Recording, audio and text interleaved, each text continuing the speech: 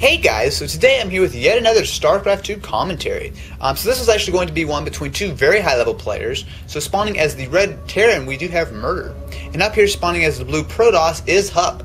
And I'm actually really interested to see a match by HuK because if in case you didn't know, as yesterday as of this recording, he was actually able to win the MLG Pro event in Raleigh, North Carolina. That was pretty impressive. It was actually one of the first real Starcraft 2 tournaments in North America. And he was actually able to win it against several very high-level opponents. So that was a really impressive win, and I'm really interested to see how he does in this matchup. So the map, of course, is going to be Xel'Naga Caverns. It's kind of a generic map. There really aren't a whole lot of gimmicks to the map. You do have the two Xel'Naga watchtowers inside, which actually HuK's going to go ahead and grab one in just a second, or at least walk by it.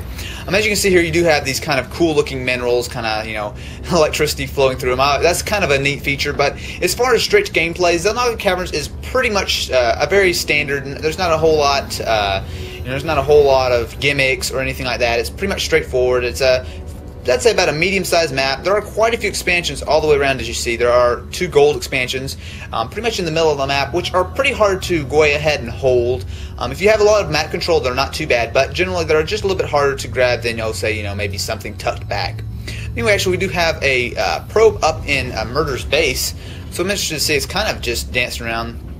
And I'm sure you guys know, that's one of the really things that just annoy me. It's not really that big a deal, but playing against Protoss is always really annoying just because they always harass you so much with the probes.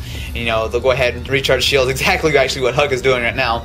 Nothing against Protoss. Obviously, if you have an advantage, you might as well use it. But it's just really annoying as any player to go ahead and have to deal with a probe who's just constantly harassing you, trying to kill your SCVs. It's just really annoying. But anyway, so actually we do have a pretty early command center. It's already morphing into an orbital command for MurDeR. So that's a little bit interesting, a little bit early timing on that. Actually, he does have one supply depot, and there goes the second supply depot. Generally, actually, you do tend to get the orbital command just a little bit later, but hey, that's okay. And of course, does have a barracks with a tech lab, so we'll probably actually see some early Reapers. Early Reapers are a pretty good choice against Protoss, especially on this map. So we'll definitely have to keep an eye on that. So we do have this probe kind of hanging out over here. And we actually do have an interesting pylon placement by HuK. It's actually pretty much on the corner. Maybe that's most likely to go ahead and maybe hide a building behind here, maybe like a robotics bay or starport or something like that, to go ahead and hide away. So when the Terran player scans the main, won't be able to see it. In addition, we do have the cyber core all complete, and we do have a gateway going ahead and getting a stalker out. So we actually, and there we go, we do have a Reaper on the way for the Terran player. There we go, it's almost complete. So I'm interested to see how he's going to do. Reapers are really pretty unique. Actually, here we're going to go ahead and take a look where it's going. Reapers are always pretty unique in the early stages of the game for Terran. Generally they don't go for brute force or anything like that, and actually this Reaper might be able to chase down this probe. But yeah, we'll definitely have to keep an eye on this Reaper and see what we end up seeing here. Actually, we do have a Stalker. Oh, they're going to go ahead and see each other. Yeah, Reapers cannot take Stalkers on by themselves. Yeah, Reaper needs to go ahead and get out of there, but it is faster than the Reaper, or very slightly anyway. So there we go. So that Reaper is going to go ahead and just try to do a little bit of harassment. But with this Stalker on the field, it's not going to be able to do a whole lot. And actually, nice play by both players. Actually going ahead, he's sending the Stalker pretty much where the Reaper is going to come out. So nice placement by HuK, going ahead, guessing where the Reaper is going to come out. So that was a pretty good play there. Actually, here we go. So yeah, that's exactly what I was expecting. We do have a robotics facility actually just finishing for HuK. So like I said, it's good to go ahead and dodge a scan. So if this is what the Terran player sees, well, he's not going to probably think to scan down here. We actually do have a pretty early observer, so pretty interesting play by both players. He's going to go ahead and send that back, so not a big deal. Actually, we'll go ahead and take a look here. We do have a second command center actually built inside the base for the Terran player, and there we go. It's going to go ahead and it's going to come right down here. So Terran player is looking to grab a fairly early expansion, not really all that early, but going to go ahead and get a expansion up and running. We actually do have. Actually, we'll go ahead and take a look at the income tab. The Protoss player is actually a little bit ahead, but not by a large amount. So, by a fair amount as far as harvesters I meant. But once these SCVs go ahead and get to work, that should even out pretty well. So actually, let's go ahead and just take a look at what we have here. We do have a Marauder.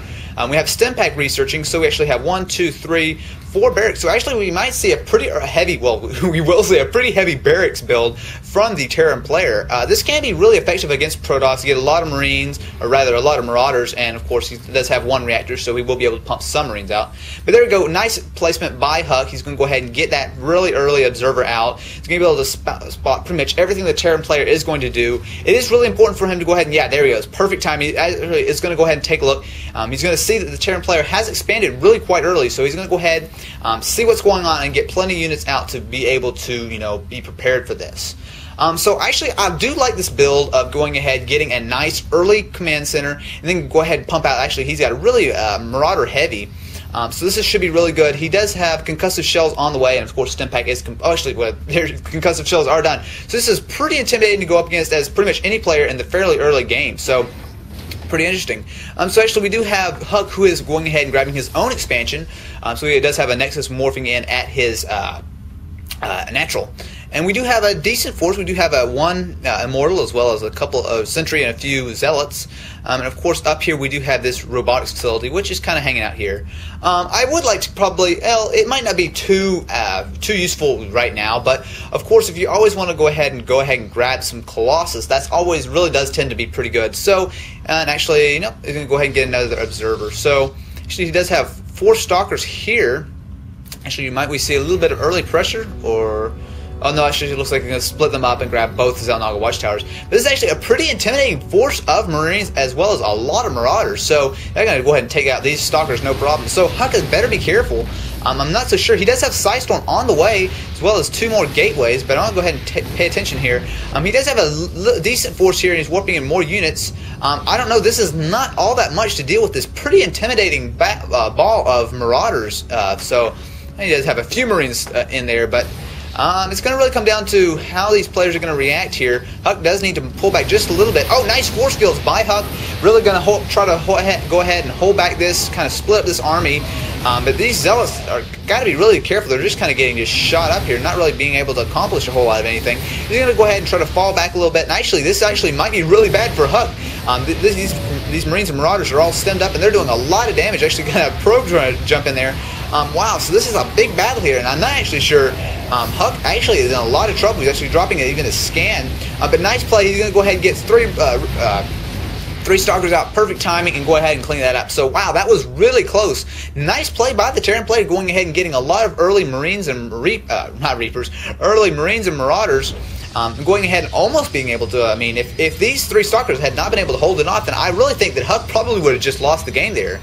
So he's going to be really careful. Actually, if we go ahead and take a look at the Terran player, we do have a lot on the field. Let's see, we have a barracks, and we have a starport, as well as a factory with building a reactor. So there's a lot of stuff going on for all the players. We'll take a look at the income. Yeah, actually, both players have pretty high income. The Terran player actually is ahead, 47 to 37 harvesters, 1,500 minerals, which is nothing to kind of laugh at only 11 minutes into this game. So we do have, let's see here, yeah, this command, this orbital command actually is fully up and running, and we do have an engineering bay, but it really hasn't been able to do anything. Actually, I would really look to get some upgrades for his Marines and Marauders.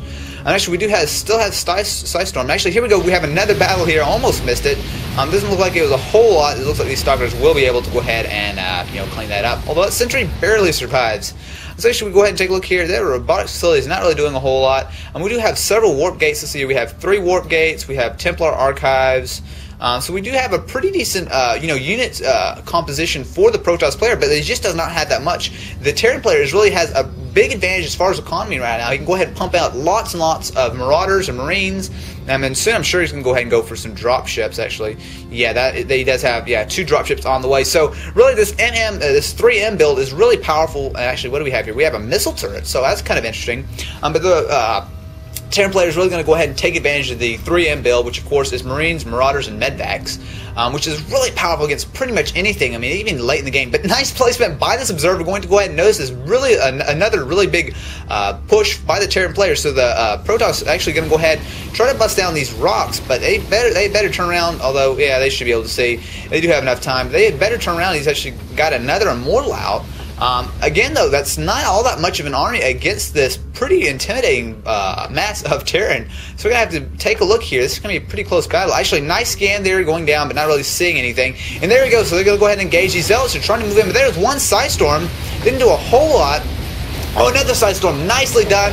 Did a lot of damage. Another Side Storm. So these are really nice storms. Another storm. Another storm. Man, this is nice. And actually, yeah, the Terran is going to retreat. Actually, look at all these Marauders are so low. Man, if he was able to push in, he would probably have been able to kill all these Marauders. But as it is, they're going to go ahead and back up. So, pretty nice play. Actually, went ahead and morphed those High Templars into Archons. And actually, wow, that's nice. 12 kills on that Archon. So, and wow, this sentry has 1 health. Whew, that's kind of cutting it close. It actually does have more High Templar on the way, which is not a bad idea. We're going to have a bunch of High Templar there. So actually, going to go ahead. The MurDeR is going to go ahead and heal up all of these Marauders and Marines. Actually, I like this. The Protoss player is actually going ahead and grabbing a Nexus, kind of tucked back. Like I was saying, it's a lot of the time it's a good idea to go ahead and maybe like kind of hide an expansion, kind of off the beaten path. But now here we go. So the Terran player is moving out, but we have a bunch of High Templar, but they're actually by themselves. I'm not so sure. Oh, nice. Nice Side Storm. No, there's a lot of nice Side Storms, but they get all sniped out. But they actually did a good job of really weakening up this Terran army. So nice play by HuK here. That actually, HuK looks like he might be able to just finish this up. It's going to be really close. So many of these Marauders are really low health. They're trying to back up, but they're doing a nice job microing back, getting forth, going ahead, shoot, run, shoot, run, shoot, run. Doing a really good job. Man, MurDeR is really doing a great job with these Marauders, even though they're all very low health, but it looks like they're going to barely get taken down. So that was a nice exchange by both players. They did good. Oh, but we do have 2 ghosts on the way for the Terran player. And actually, we have another group of Marauders coming in. Actually, yeah, it looks like he has already noticed that HuK is trying to get into second base, so he's actually going to go ahead and come in here. But HuK does have quite a few things on the way, but he's actually going to go ahead and take out 1 pylon right as the Nexus goes ahead. But we do have some Zealots going to come in here.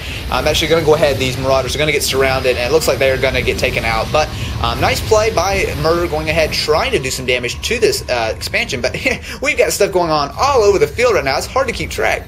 So we actually do have all these, and actually walking right by each other, so that's not good. Actually, I almost missed it here.